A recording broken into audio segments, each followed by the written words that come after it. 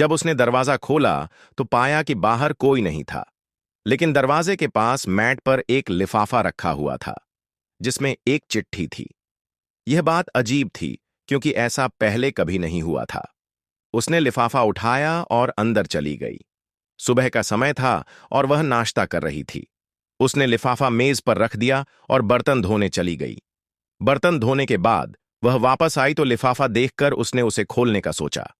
खोलने से पहले उसने लिफाफे पर लिखा नाम पढ़ा। यह उसके गांव से आया था। यह देखकर वह उत्साहित हो गई और तुरंत लिफाफा खोला। अंदर एक चिट्ठी थी जो गांव के मुखिया की ओर से आई थी। यह देखकर उसे अपने गांव के दिन याद आ गए। वह याद करने लगी कि कैसे वो गांव की गलियों में खेला करती थी, खेतों में घुमा करती थी और आंगन में कूदा करती थी। यह सब याद करते करते वो उस पल में चली जाती हैं जब उसने गांव छोड़ा था। कृति की मां राधा रोते रोते कह रही थी, तू ऐसे हमें छोड़कर जा रही है? तू अनजान जगह पर हमारे बिना कैसे रहेगी? कृति ने मां को समझाते हुए कहा, अरे मां, मैं वहां पढ़ने जा रही हूं। आप तो जानती हैं मैं अपनी पढ़ाई पूरी करना चाहती हूं जो यहां नहीं हो सकती। अब मुझे जाना होगा। कृति के गांव में कॉलेज तो था, परंतु गांव के मुखिया और अन्य गांव वासियों का मानना था कि लड़कियों का पढ़ना बेकार होता है। कृति का गांव बहुत पुराना था और वहां के लोग पुराने ख्यालों के थे। वे लड़कियों की शिक्षा के सख्त खिलाफ थे। उनके अनुसार अगर कोई लड़की 10वीं कक्षा तक पढ़ ले तो यह बहुत बड़ी बात मानी जाती थी। उनके विचार में महिलाओं की पढ़ाई करना या नौकरी करना उचित नहीं था। वे मानते थे कि लड़कियों का काम सिर्फ घर संभालना और परिवार की देखभाल करना है।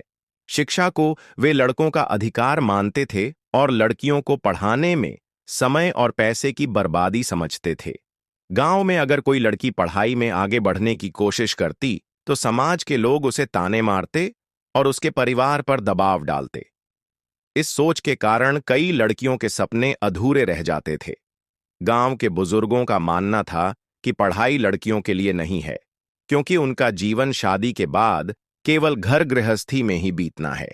इस रूढ़िवादी सोच के चलते गांव की महिलाएं अपनी प्रतिभा और सपनों को कभी साकार नहीं कर पाती थीं।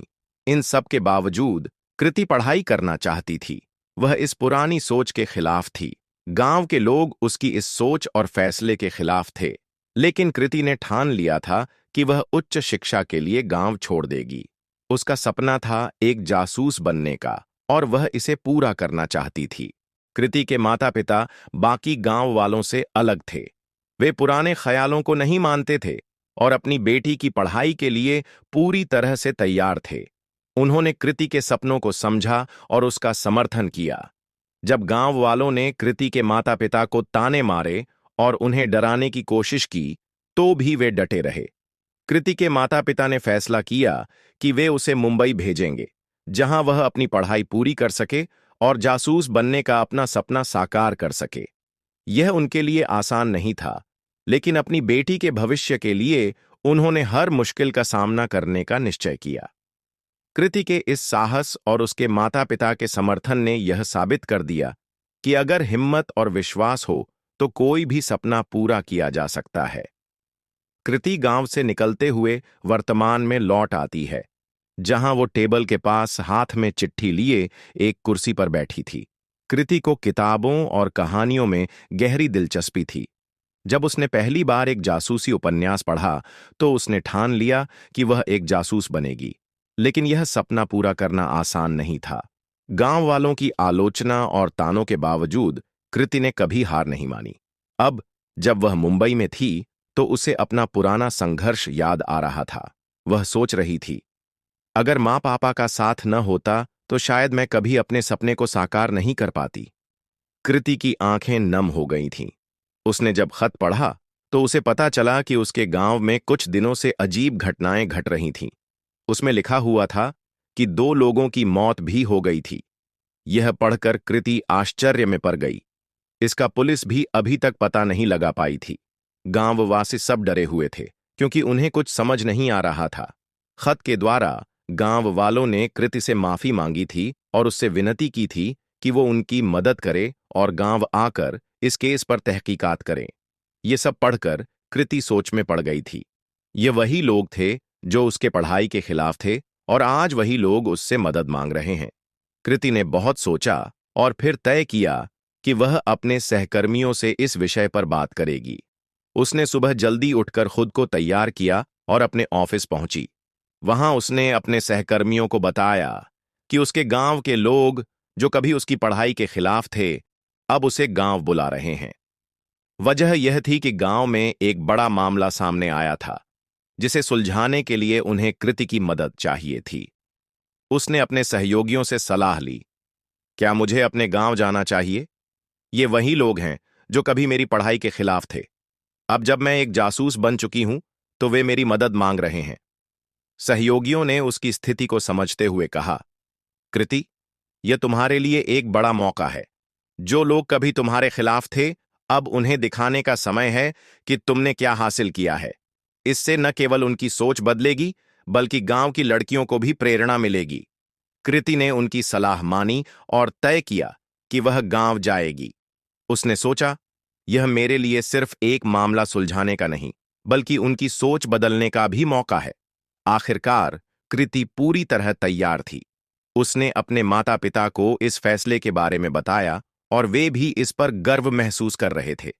अब कृति अपने गांव लौटने के लिए तैयार थी, जहां उसे न केवल एक मामला सुलझाना था, बल्कि उन लोगों को भी जवाब देना था जिन्होंने कभी उसकी क्षमताओं पर शक किया था। कृति और उसकी टीम ने पैकिंग की और अगले दिन वो लोग निकल पड़े।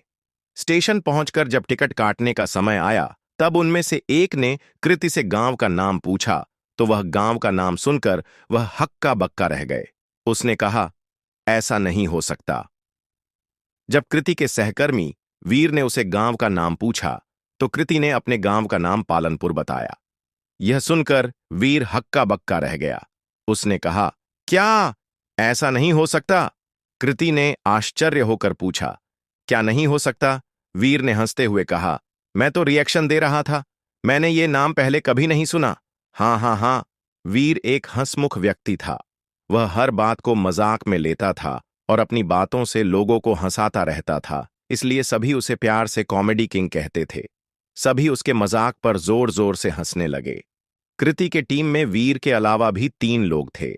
आकाश, जो बहुत सीधा सादा, स्पष्ट और गंभीर व्यक्ति था, जो कोई भी फैसला लेने से पहले उसके परिणाम का अनुमान लगा लेता था। नैना एक सीधी साधी लड़की थी, जिसने कुछ समय पहले ही नई नई नौकरी पर आई थी। तारा, जो बहुत इंटेलिजेंस और बातूनी थी, वह कभी किसी से झगड़ा नहीं करती थी, मगर उसका गुस्सा बहुत खतरनाक था। कृति ने हंसते हुए कहा, मेरा गांव बिहार में है, हमें पहले बिहार जाना होगा। वीर ने जल्दी से उनकी टिकट कटवाई। ट्रेन आधे घंटे में पहुंचने वाली थी। वे सभी प्लेटफॉर्म पर इंतजार करते हुए बातें कर रहे थे। तारा ने कृति से पूछा, तुम अपने और अपने गांव के बारे में कुछ बताओ। कृति ने फिर अपने गांव और वहां के लोगों के बारे में बताया और यह भी बताया कि क्यों उसने अपने गांव को छोड़ दिया। जब सभी को पूरी बात पता चली, सभी उदास हो गए। आकाश ने पूछा, ऐसी बात है, फिर हम उनकी मदद करने क्यों जा रहे हैं? आकाश पिछले दिन ऑफिस नहीं आया था, इसलिए उसे कल की बातों के बारे में नहीं पता था। नैना ने उसकी बात काटते हुए कहा, यह हमारा फर्ज है, बस इसलिए, और यह एक अच्छा मौका है गांव वालों की सोच बदलने का। तभी जोर से अनाउंसमेंट हुई, कृपया ध्यान दे, राजेंद्र नगर एक्सप्रेस मुंबई से बिहार जाने वाली ट्रेन प्लेटफॉर्म नंबर 3 पर आने वाली है।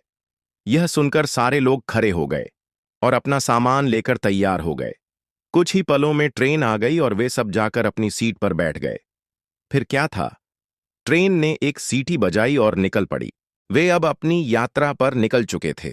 उन्होंने मामले की पृष्ठभूमि समझने के लिए एक छोटी सी चर्चा की। अगले दिन सुबह उनकी ट्रेन उस स्टेशन पर पहुंच गई जहां उन्हें जाना था। सभी बिहार पटना में थे। वहां से उन्होंने एक बस ली और पलानपुर की ओर रवाना हो गए। उन्हें वहां पहुंचने में 2 घंटे लगे।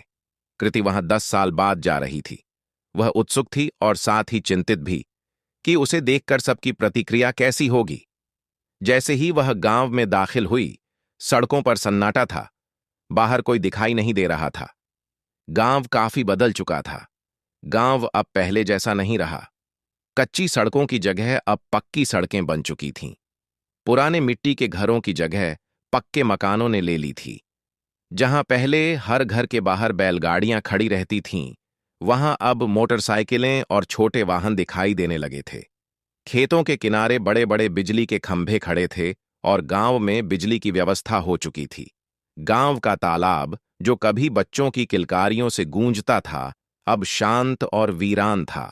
पेड़ों की छांव, जहां कभी बुजुर्गों की चौपाल लगती थी, अब खाली पड़ी थी।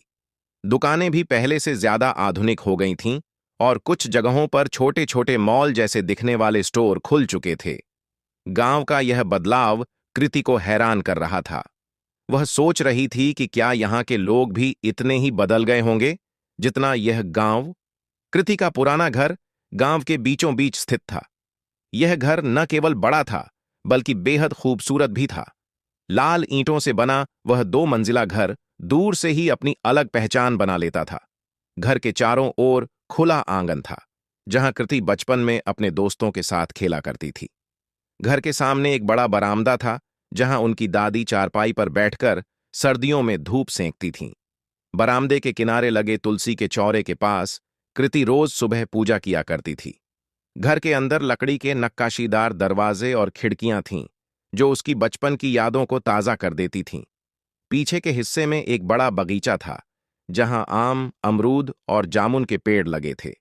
कृति को याद था कि कैसे वह अपने दोस्तों के साथ पेड़ों पर चढ़कर फल तोड़ा करती थी। घर के अंदर की दीवारों पर अब भी वही पुराने पेंटिंग और तस्वीरें थीं, जो उसके बचपन की कहानियां सुनाती थीं। ये घर सिर्फ ईंट पत्थर का ढांचा नहीं था, बल्कि कृति के बचपन की हर खुशी और यादों का हिस्सा था। अब इतने सालों बाद इस घर को देखकर उसके दिल में एक अजीब सी उदासी और खुशी का मिश्रण हो रहा था। कृति घर के अंदर गई, आवाज लगाई, परंतु कोई नहीं दिख रहा था। कृति ने चारों ओर नजर दौड़ते हुए कहा, सब कहाँ गए? यह घर खाली क्यों है? कृति निराश थी, क्योंकि उसे वहां कोई नजर नहीं आ रहा था। गांव की सुनसान सड़कों और वीरान माहौल ने उसके मन में एक अजीब सा खालीपन भर दिया था। वह सोच रही थी कि आखिर ऐसा क्या हुआ जो गांव इतना बदल गया और कोई भी बाहर क्यों नहीं दिख रहा। अचानक उसे कुछ याद आया और वह सीधा गांव के मुखिया के घर की ओर बढ़ गई। मुखिया का घर गांव के एक कोने में था, जो अब भी अपनी पुरानी शैली में खड़ा था। कृति ने दरवाजे पर दस्तक दी, लेकिन कोई जवाब नहीं मिला। उसने दोबारा दस्तक दी, फिर तीसरी बार। आखिरकार दरवाजा धीरे धीरे खुला और गांव के मुखिया बाहर आए। जैसे ही मुखिया ने कृति को देखा, उनके चेहरे पर खुशी की लहर दौड़ गई। उनकी आंखों में चमक आ गई और उन्होंने तुरंत कृति को पहचान लिया। वह बोले, अरे कृति बिटिया, तुम आ गई। इतने सालों बाद तुम्हें देखकर दिल खुश हो गया। मुखिया की आवाज में स्नेह और उत्साह था। उन्होंने तुरंत कृति को अंदर बुलाया और उसके दोस्तों से उसकी बचपन की बातें करने लगे। कृति ने एक एक करके अपने दोस्तों से मुखिया जी को रूबरू करवाया। कृति के मन में जो उदासी थी, वह मुखिया की इस गर्मजोशी से थोड़ी कम हुई। लेकिन अब भी उसके मन में यह सवाल था कि गांव के लोग कहाँ हैं और सब कुछ इतना बदल क्यों गया है। कृति ने पूछा कि उसके माता पिता कहाँ गए। मुखिया जी उदास हो गए और कहा,